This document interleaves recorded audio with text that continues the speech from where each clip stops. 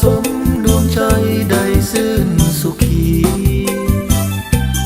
กุหลาบเอ่ยสวยเบ่งบานในอุทยานของชีวิตเจ้าเป็นกุลสตรีที่งามวิไล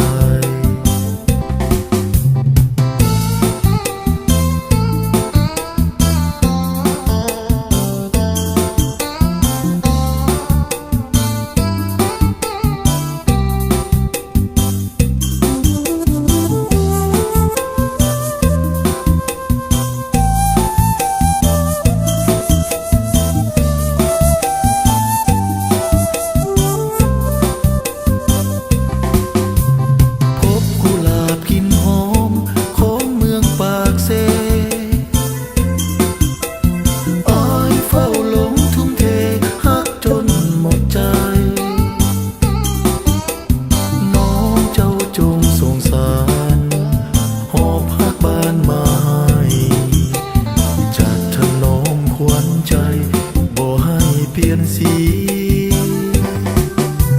โควอนฟ้าหยาดฝนซุ่มซ้ำนายเพื่อเอาสมดวงใจ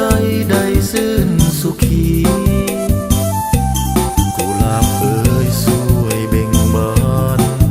ในอุทยานของชีวิตเจ้าเป็นกุลสตรี